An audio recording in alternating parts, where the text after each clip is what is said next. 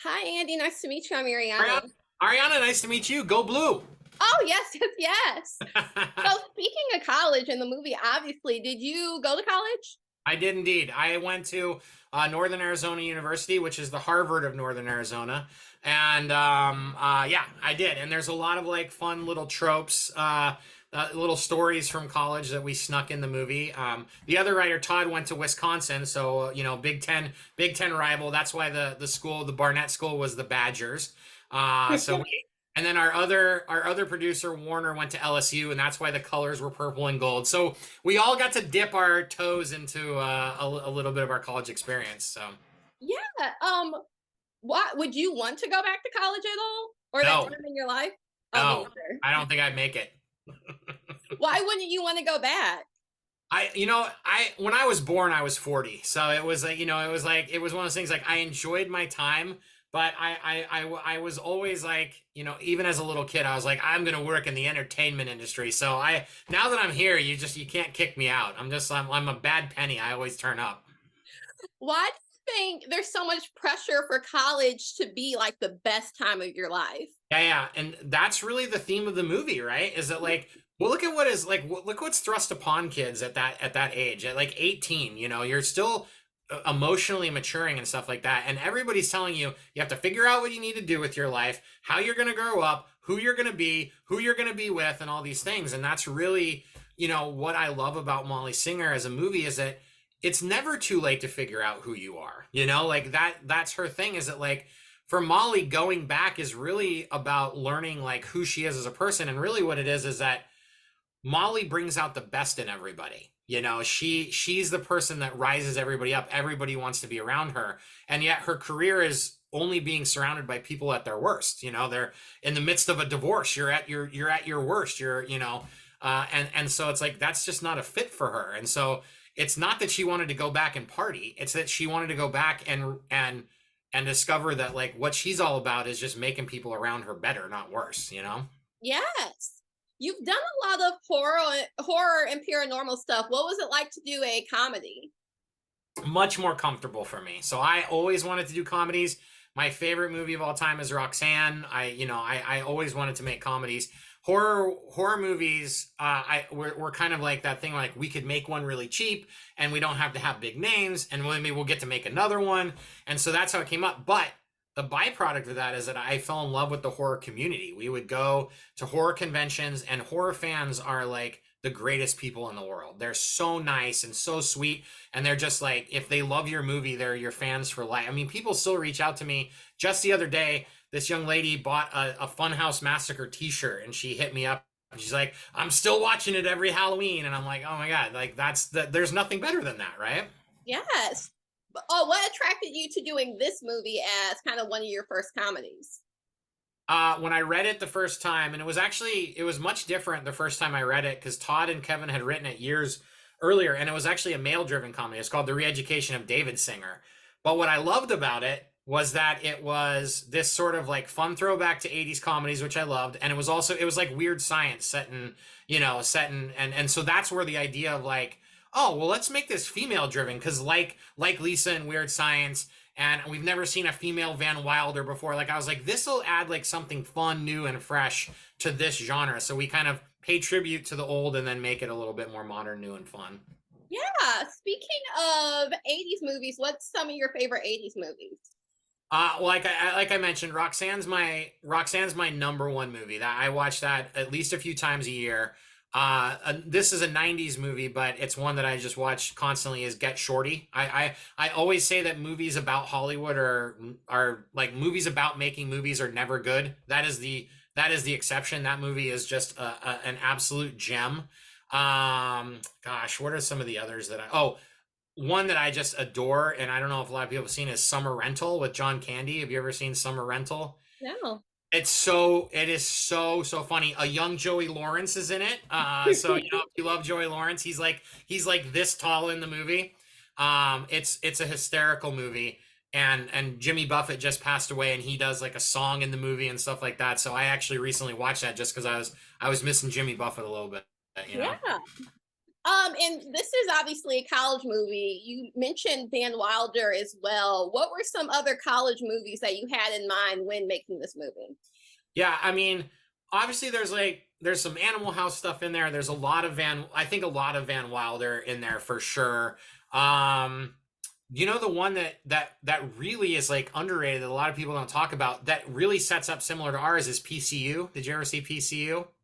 Oh my gosh, PCU is amazing. It's Jeremy Piven, Chris Young, a young John Favreau, and it's about this kid that goes to college to do the tour for the weekend, and he gets saddled with this crazy frat, and he unwittingly unplugs the computer lab computers while everybody's working on their senior thesis. So the whole campus wants to kill him, and the frat has to protect him. So it's actually very similar to our movie. It's super funny.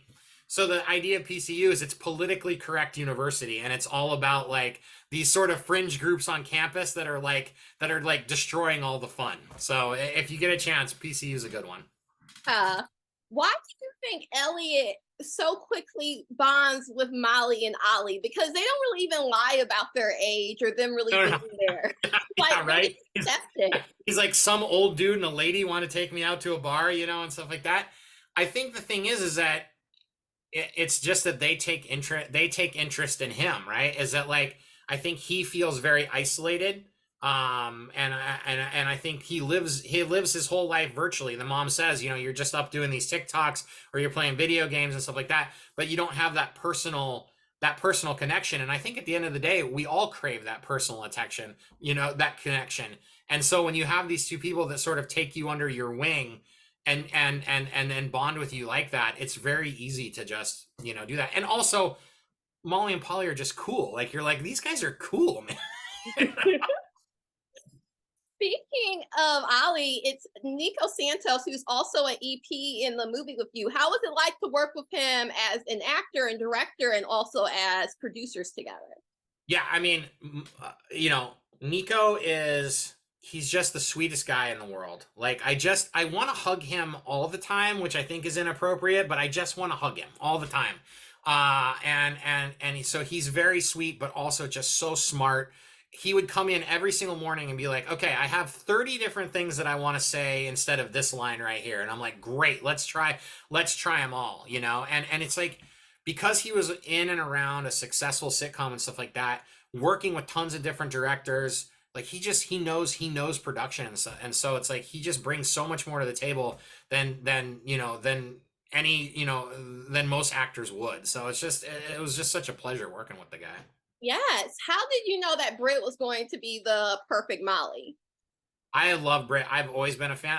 I'm so lucky because I'm a fan of everybody in this movie. Like I was a fan of Nico, I was a fan of Britt, fan of Jaime, fan of Cierra, and so Britt I had seen in Tomorrowland, and I was like, this young woman is going toe to toe with George Clooney, who's arguably the biggest star on the planet, and literally just right here with him.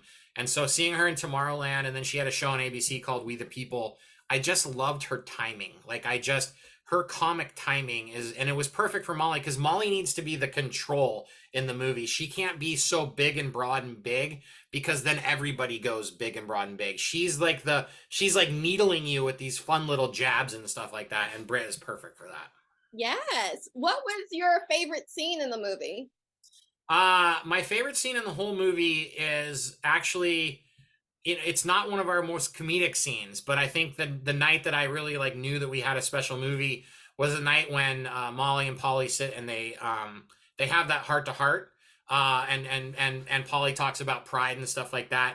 That scene was written completely different. It was still sort of that thing of a scene about putting away foolish pride and stuff.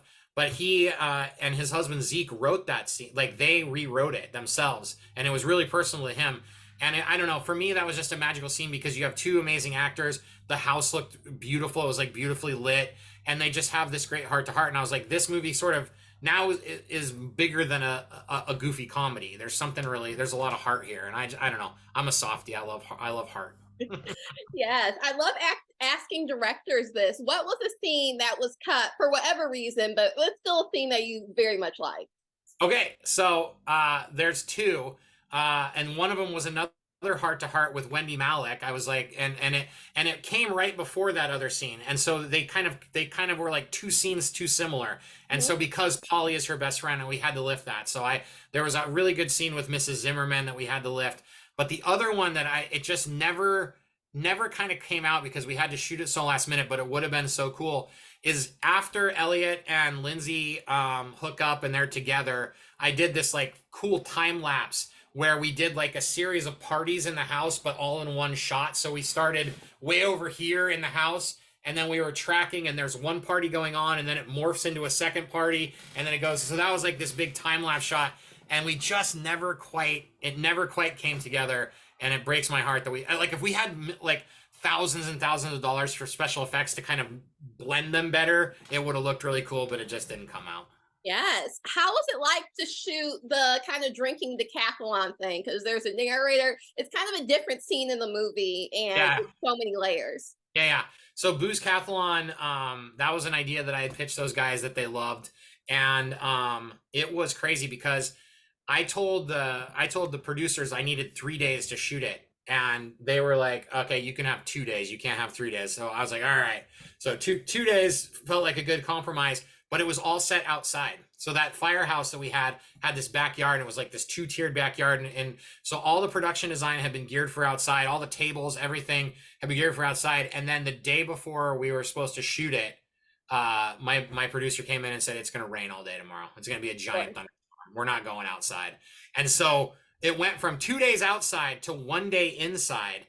And so we had to change everything around. I was like 37 coffees deep. I had so much energy because it was all about just keeping the energy up, and we were just going a million miles an hour. I think we shot, I can't remember what it was. It was like something like 70 or 80 setups that night. I mean, we were just going nuts. And kudos to Britt, because she would keep the background all entertained. She'd grab the microphone and she'd start talking or start singing or start doing these things. And so for 12 hours, like the energy level is just to the roof, and it comes through. It comes through in the movie. Yeah, I did not know that you would want 3 days and then there was one inside. One. And great. One. Yeah.